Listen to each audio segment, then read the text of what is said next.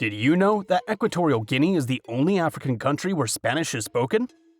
The territory that today constitutes Equatorial Guinea was controlled by Spain from 1778 until 1968. In 1946, the insular and continental territories were united in the colony of Spanish Guinea, remaining under this name until 1968, when Spain yielded to pressures and announced it would grant independence. To this day, Equatorial Guinea maintains Spanish as an official language, although French and Portuguese were also added. Even so, Spanish is the most spoken language by the majority of the population, and the language in which education is received. Stay with me to learn what this country is like, how people live, what the people are like, some historical curiosities, its geography, and much more. If you are Equatorial Guinean, leave in the comments what your country is like, recommend places to visit, tell us about your traditions, or correct any data you think is necessary. Number 1. Equatorial Guinea is a small country located in the equatorial part of Africa, bordering Cameroon to the north, Gabon to the south and east, and the Gulf of Guinea and Atlantic Ocean to the west. Its capital is Malabo, and its name derives from being on the equator and in the Gulf of Guinea. Territorially, it is organized into the continental region, also called Rio Muni, and the insular region, composed of several islands. The country's islands are Bioko, Anuban, Corisco, Elobe Grande, and Elobe Chico. Bioko is the most populated, followed by Anuban and Corisco, and Elobe Grande seems to be inhabited by some fishermen. Politically, there are 8 provinces, each with its respective capital. The most populated province is Litoral, with its capital in Bata, followed by Bioko Norte, with its capital in Malabo. The country's total population is about 1.6 million people. They have a high fertility rate with an average of 4 children per woman, and the population grows just over 2% annually. Number 2. The most populous city in the country is Bata, which is the continental region, but the capital, Malabo, is on the island of Bioko, making it one of the few world capitals located on an island. On the island of Bioko is also Luba, or San Carlos de Luba, which has been gradually gaining recognition as an excellent coastal tourist destination, with the island's only white sand beach, and a landscape full of coconut palms. Number 3. Because it's not entirely convenient to have the capital on an island, for a few years now a new capital has been being built, Ciudad de La Paz, chosen for its easier access and better climate. It is expected to have about 20,000 inhabitants and a new parliament. However, this project has not been free of controversies. It has meant the deforestation of hundreds of hectares of tropical forest.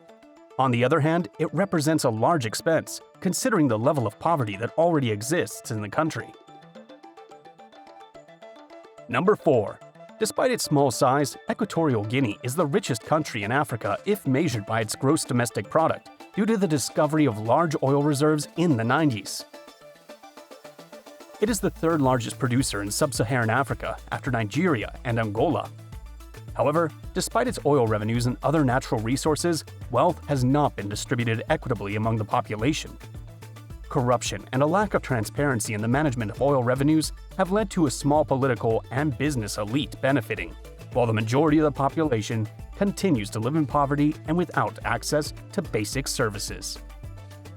It is estimated that over 70% of Equatorial Guineans live in poverty. Number 5. Prior to colonization, the continental part of Equatorial Guinea was inhabited by Bantu peoples. In 1471, the Portuguese Fernão de Po arrived in the Gulf of Guinea, searching for a route to India. The Portuguese began colonization, turning Bioko, Anuban, and Corisco into slave trading posts. Later on came Spanish rule, with the signing between Portugal and Spain of the treaties of San Ildefonso and El Prado, lasting from 1778 until 1968. Since these treaties, Guinea formed part of the viceroyalty of the Rio de la Plata until the May Revolution in 1810. In 1926, the insular and continental territory united into what was known as Spanish Guinea, which was considered a province of Spain. Finally, on October 12, 1968, the country's independence was signed. Number 6. The first president of the Republic of Equatorial Guinea was a man about whom a Hollywood movie could have been made. With him, it can be said that reality surpasses fiction. His name was Francisco Macias Nguema, who came to power in 1968 after independence, imposing a dictatorial regime and declaring himself a Marxist. In 1978, he established a national motto: "There is no other God but Macias Nguema." When the church denounced his extreme regime, he ordered the closure of all churches, banned the use of the word Jesus Christ, and Macias youth destroyed the saints of the Catholic churches. He signed a law requiring children between the ages of 7 and 14 to serve in the military, and in a speech assured that he was ready to invade Spain. Some of his children were sent to North Korea, educated under the tutelage of Kim II-sung, the first supreme leader of the Democratic People's Republic of North Korea, who was his friend. He also banned eating bread as he considered it imperialistic and consumption of any Spanish product, although when he died, it was discovered that he ate Spanish ham, wine, or olives, including bread, and received medical treatment in Spain. Francisco Macias remained in office until 1979, when he was overthrown in a coup led by his nephew, Teodoro Obiang Nguema, who is the current president. Officially, Equatorial Guinea is a presidential republic, but by various organizations and states, it is considered the longest-lasting dictatorship in existence. From 1979, when Teodoro Obiang took over, it has been over 40 years. Teodoro Obiang Nguema is now 80 years old, which has led to a debate about his succession. The current candidate most likely to succeed him is Teodoro Nguema Obiang, who is his son and current first vice president. Number 7. Equatorial Guinean educational institutions conduct their teachings in Spanish. 95% of the population is literate, and basic education is also in Spanish. Therefore, the majority of Equatorial Guineans speak Spanish. The educational system is very similar to that of Spain. Preschool education from 1 to 3 years old, kindergarten from 4 to 6 years old, 6 years of primary education, 4 years of basic secondary education, and 2 years of baccalaureate. To access university, it is necessary to take an entrance exam. Technical vocational training at both intermediate and higher levels is also offered. There are several universities, but the most important one is the National University of Equatorial Guinea, which has campuses in Bata and Malabo. Also present is the UNED, or the National University of Distance Education from Spain, which also has campuses in Bata and Malabo. After Spanish, the second most spoken language is Fong. Number 8. The culture and traditions of Equatorial Guinea are quite different from those of Latin American and Western countries in general, including romantic relationships and marriages. Legally, one can only be married to one person, but traditionally, a man can have several wives, as long as he has enough money to support them. Indeed, among men it is generally seen as a positive thing to have several wives. When a man marries a woman, he has to give a dowry to her family, which consists of money. However, not all ethnic groups follow this tradition. It is specific to the Fong and Ndowe. In the event that the union breaks up, the woman is obligated to return the dowry that was given for her, and the husband receives custody of the children born within the marriage, while the woman retains children born before the marriage. When a man meets a woman after a period of dating, he makes a presentation which consists of bringing food to the family and perhaps some money introducing himself. Number 9. In 1966, an Equatorial Guinean farmer named Benito Manet captured the only known albino gorilla to date in the forests of Rio Muni, after having killed its entire family. The gorilla was named Mfumu Ngwe, which means white gorilla. He kept it at his home for 4 days before taking it to Bata. There, it was bought by the primatologist Jordi Sabatier, who named it Floquet de Neu, or Little Snowflake. Snowflake was housed at the Barcelona Zoo until the day of his death in 2003. after being diagnosed with an unusual form of skin cancer related to his albinism. He was of the species gorilla or western gorilla, which is currently critically endangered with about 95,000 remaining worldwide, inhabiting countries such as Cameroon, the Democratic Republic of Congo, Gabon, Angola, as well as Equatorial Guinea. Number 10. The most practiced sport in the country is football, which arrived during the Spanish colonization era. The top league is the National Football League, founded in 1979. Prior to independence, there were two separate leagues, one for locals, Indigenous League, and one for Europeans, European League. Currently, matches are played across 7 different stadiums, with some of the most known teams being Atlético Semu, Vegetarian Lions, Dragon, Future Kings, or Deportivo Niafong. 2 of the best stadiums are the Bata Stadium and the Malabo Stadium. Number 11. The Fong ethnic group is a Bantu ethnic group that is found in Equatorial Guinea, as well as in northern Gabon and southern Cameroon. Currently, it represents 85% of the Equatorial Guinean population and is concentrated in the Rio Muni region. This people have preserved their history through oral tradition, and in addition to their Fong language, many speak Spanish, French, German, and English. Their structure is patrilineal kinship, and the peoples have been traditionally united by lineage. The Fong are famous for their knowledge of the animals, plants, and herbs of the equatorial forests. The other ethnic groups in the country, though minority, are the Bubi, Ndawe, Anubanese, Creole, Bisio, Buheba, and others. About 90% of the Equatorial Guineans are Catholic Christians, among them a minority of evangelicals. The rest of believers are Muslims, followers of ancestral religions, and other religious minorities. Number 12. The Monte Island National Park in the Niafong mountain range is one of the most important conservation areas in Western Africa. And yet, it is little known, so one can enjoy tours without crowds. In the park, you can get a personalized safari package, and there are many trails for walking while observing wildlife. Among the animals living in this area are gorillas, Goliath frogs, elephants, crocodiles, and chimpanzees. This reserve encompasses some 870 miles of wet forests, where more than 105 species of mammals live, including 16 species of primates. Number 13. The Norsk Heights, east of the mainland area, is a protected area that was declared a national park in 1988. The reserve covers 309 square miles and has some of the most pristine jungle and highland ecosystems in the region.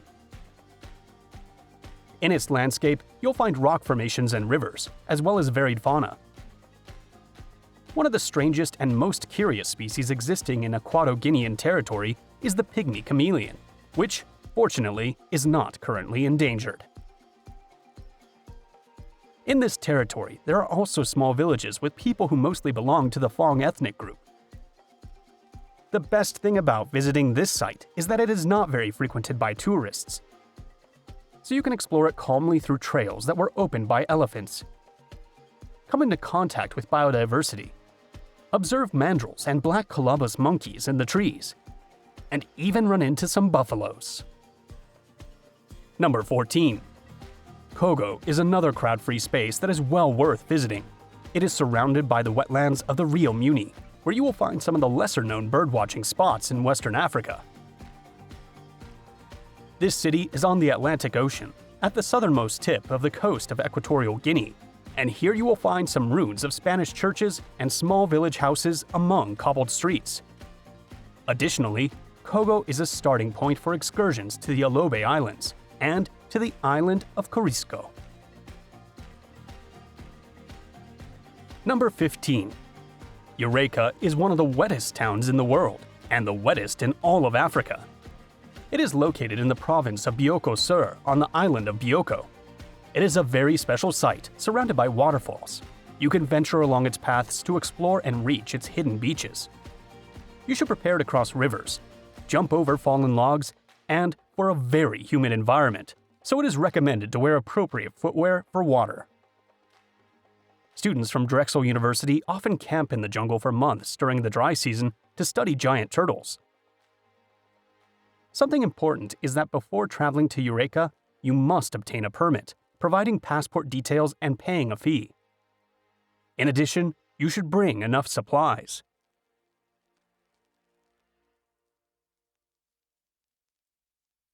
Number 16. Mount Basile is the highest mountain in Equatorial Guinea, and it's been almost a century since the volcano last erupted in 1923.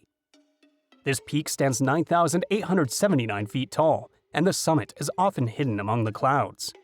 Seeing it completely is unusual, as there are not usually clear days in the area. The best time to appreciate it is after a storm. Between November and March, a phenomenon occurs on the island of Bioko, where the peak is located, known as Hamartin. The sand from the Sahara Desert is transported across the sea, covering the island with a thick dust. Also in this case, you need a permit to visit the peak.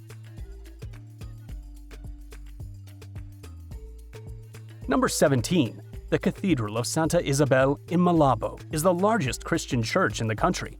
It stands out for its peach-colored facade and its towers that reach almost 131 feet in height. Its construction began during the colonial rule in 1887. Spanish companies and the Spanish government funded the project that was commissioned to the Spanish architect Lerado Luis Segarra, who designed a neo-Gothic-style church. Antonio Gaudí also participated in the process. Number 18. Another one of the country's natural reserves is Rio Campo, located at the northwestern tip of the Rio Muni. This area covers 129 square miles and is a Ramsar wetland of international importance. The reserve is abundant with turtles, hippos, and Goliath frogs, which are currently endangered. These frogs can measure up to 31 inches when fully stretched out and can jump 9.8 feet in a single leap. It's possible to reserve cabins within the area to observe the animals in their natural environment, though the availability needs to be checked well in advance. Number 19. Mocha is a locality on the island of Bioko where you can visit a crater lake of the same name as the locality. It is a very popular tourist spot to relax and is part of a protected area of the Luber Caldera Scientific Reserve. Its approximate surface area is 128.5 acres, and it rises 4,921 feet above sea level. In addition to the lake, another must-visit is the viewpoint, as from here you'll have impressive views of the island and the ocean. Number 20. Malabo National Park spans an area of 336 square miles and was just inaugurated in 2016. Its construction was part of a series of works undertaken by the government to improve access to leisure activities for the population, so the entrance fee is less than $1 for adults and around 39 cents for children. The park offers restaurants, a sports area, a lake with jet skis and boats, as well as an art gallery. Number 21. The Greenhouse is a peculiar building that once was the embassy of Portugal. It's located in Malabo and was built in the 19th century. The house maintains an intense green color on its 3 floors, which have balconies and white gabled doors. It currently houses various businesses and has been renovated on the inside. This colonial building is one of the few remaining of this style and is also one of the oldest buildings in the region that have been preserved to this day. Interestingly, it was built in Belgium and then transported to Guinea to be assembled. Number 22. Alobe Grande is an island that remains largely uninhabited. It is located at the mouth of the Mitele River, and it is a great place to walk and explore. Though it has limited services, so it's advisable to plan your trip well in advance.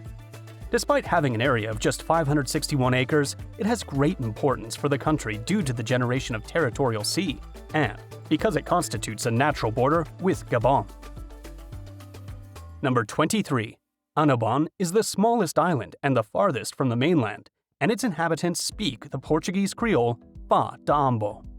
This area has been marginalized for a long time, but is currently experiencing a development boom as the construction of an airport was completed in 2010. The destination is perfect for hiking, whale watching, and relaxing on its paradisiacal beaches. Humpback whales inhabit the island, and you will find baobab trees, which can reach up to 98 feet in height. Number 24. Bata was once the capital of Equatorial Guinea. It is currently known for its nightlife, sophisticated restaurants, and cafes. Here is the country's most important port and a traditional market.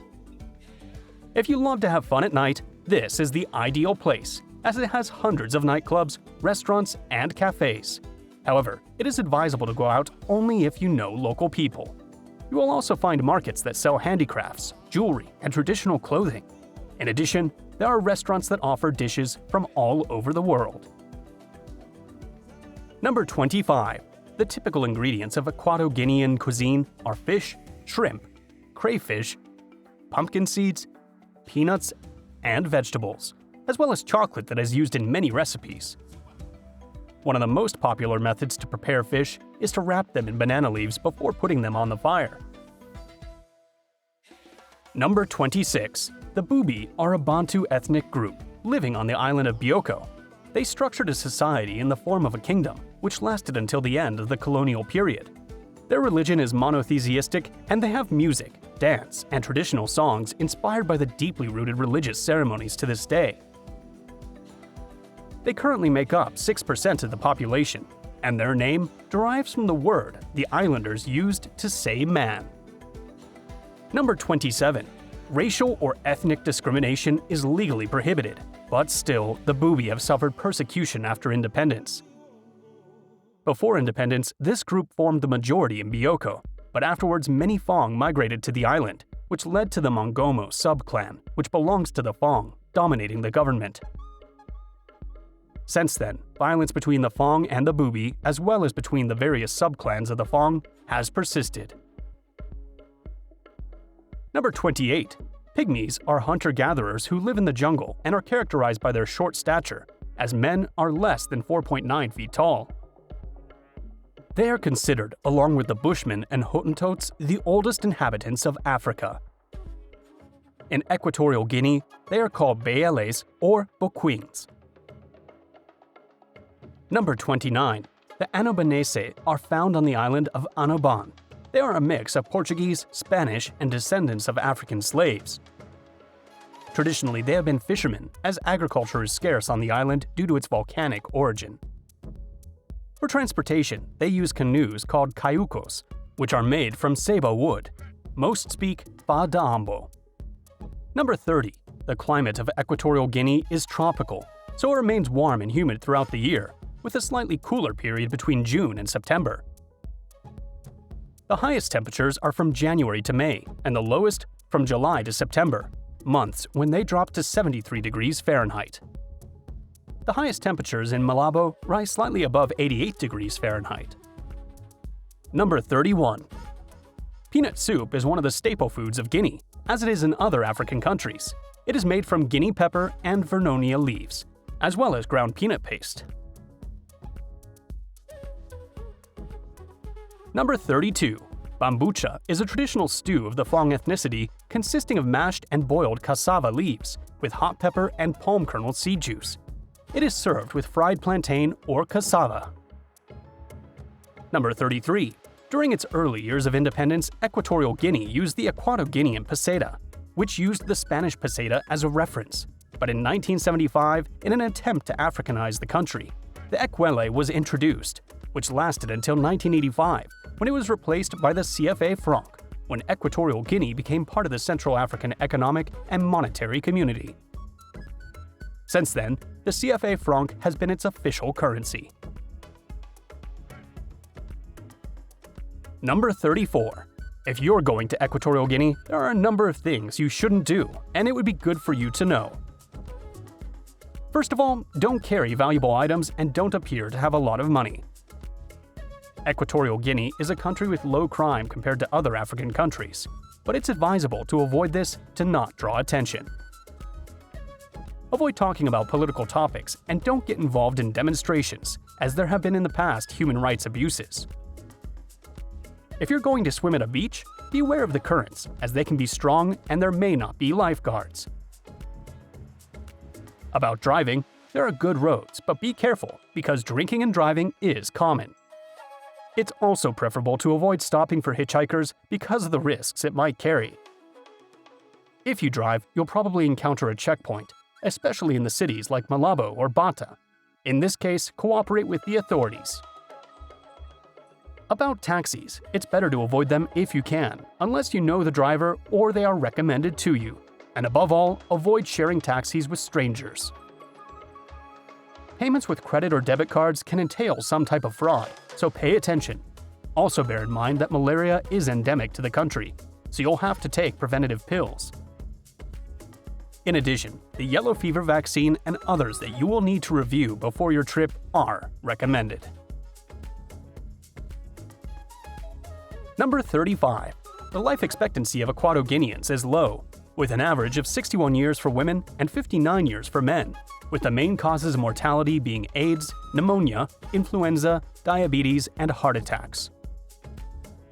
Many Equatorial Guineans also face hunger and malnutrition, problems accessing water, and unsanitary conditions that cause diarrhea, malaria, and tuberculosis. And if you want to continue learning about nearby African countries, don't miss this video about Ghana.